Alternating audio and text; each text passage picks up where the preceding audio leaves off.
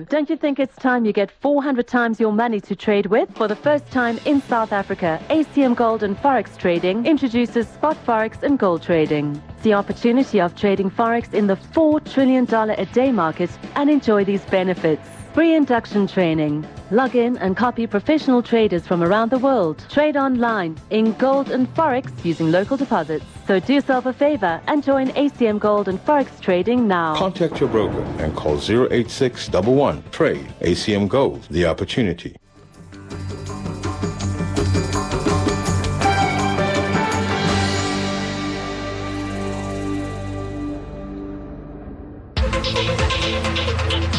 Power Lunch, brought to you by Altec. Leading technologies, touching lives.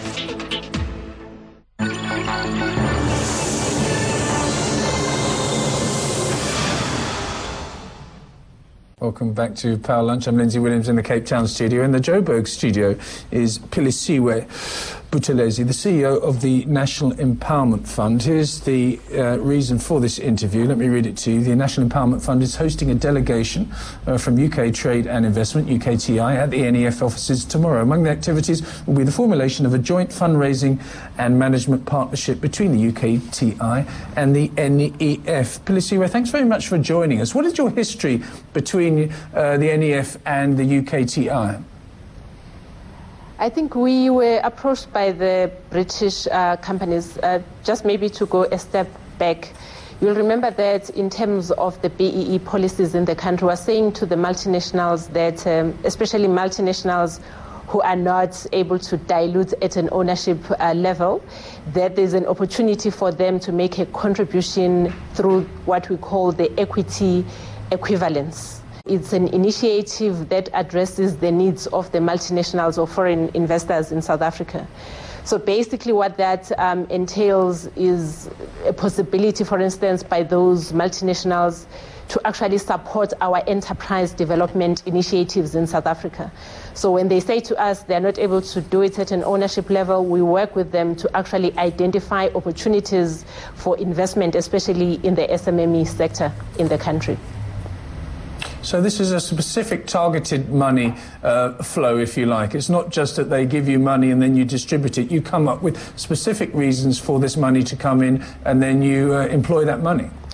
Absolutely. We'll be doing it in partnership. Just to give you an example, for instance, if you work with British companies that are involved in the automobile sector in South Africa. So what we'll be doing, we'll actually identify investment opportunities in their value chain, in their supply. It could be about the possibility of setting up black-owned entities who could maybe produce or manufacture leather seats for Jaguars or any of the other entities that are involved in that sector, or it could be something that is related to the electronics or any of the auto components that will be involved in that particular manufacturing process. But we do it in partnership with the British companies. You say here, this is interesting to me, the UK Trade and Investment, UKTI, is the government department that helps UK-based companies succeed in the global economy. Is this a philanthropic organisation? I mean, you talk about investment. Is there some kind of a profit motive, or is this simply to help South African companies that need assistance? In fact, it works both ways. It's to actually facilitate that are coming from the UK into South Africa and the continent. So it's about the facilitation of exports and the facilitation of outward investments from South Africa into the UK. So I wouldn't say it's just a philanthropic organization because they are here for a purpose and they need to derive value from the many initiatives that they are looking at. So one of those is this enterprise development or partnership that they have developed with the National Empowerment Fund.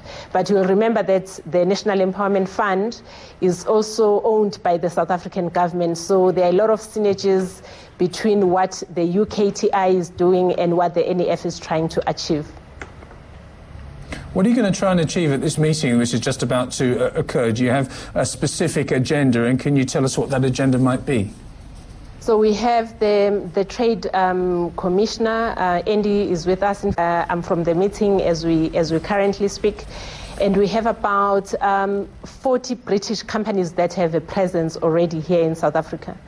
So they are coming from the automobile sector, from the other manufacturing sectors. They are in retail, they are in tourism, mineral beneficiation. So what we'll be doing with them is to actually identify these possibilities or investment opportunities for our SMMEs in their value chains. In fact, we have already covered quite a lot of work in that particular area. So going forward, when they commit, when they make their contributions into the NEF UKTI Enterprise Development Initiative, it will be done with the objective of facilitating those investments in those SMMEs. And Phyllis, do they monitor the situation? I mean, it's all very well meeting occurring and identifying various sectors that need assistance, various companies or sectors that need assistance as well. Is it a case of them just handing over the money and allowing you to administer it in the best way that you see fit, or are they proactive once that money has been transferred? They will be very proactive. As I said, when I was using that example of what is happening in the automobile industry, in fact, the same thing is happening in the aerospace industries. They will be working because the NEF has already acquired a lot of expertise in this particular area in terms of providing financial support for startup, expansion, or any kind of financing for that matter.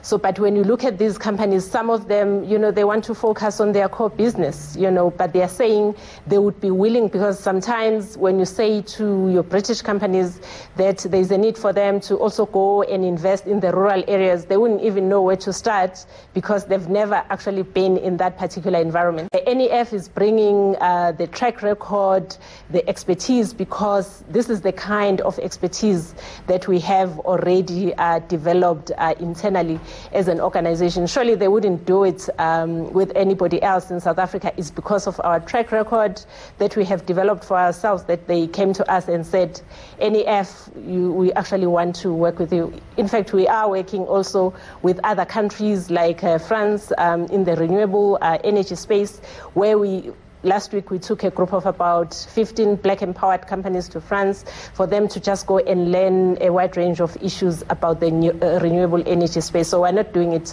with the British, just because they're British. We're doing it with quite a number of our trading partners.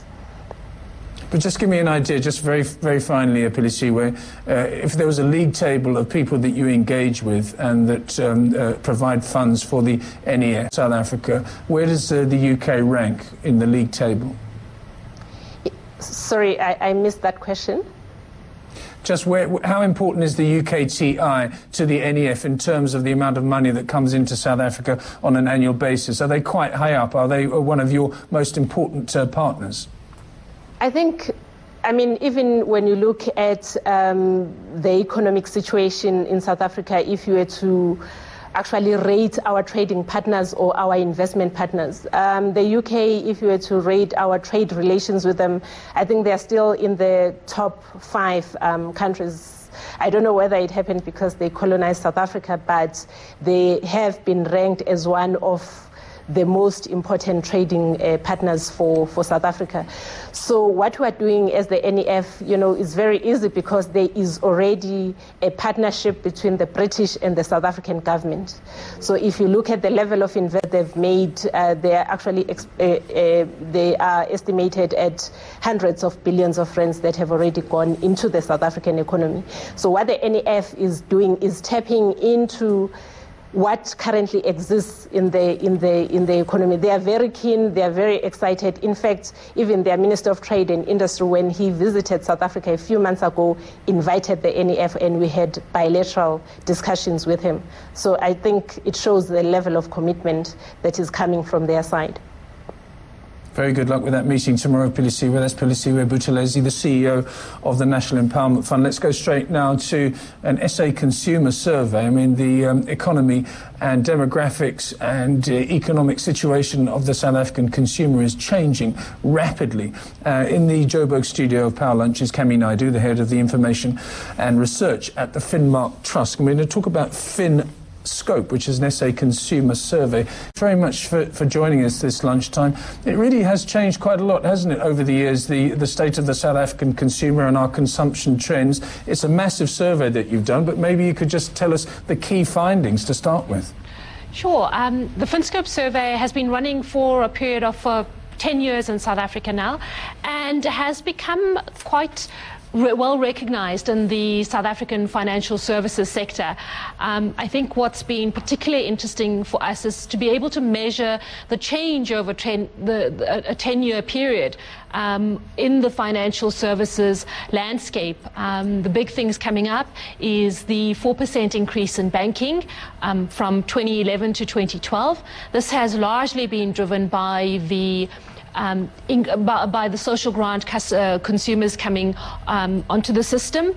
The other thing is around, I think what the study highlighted for me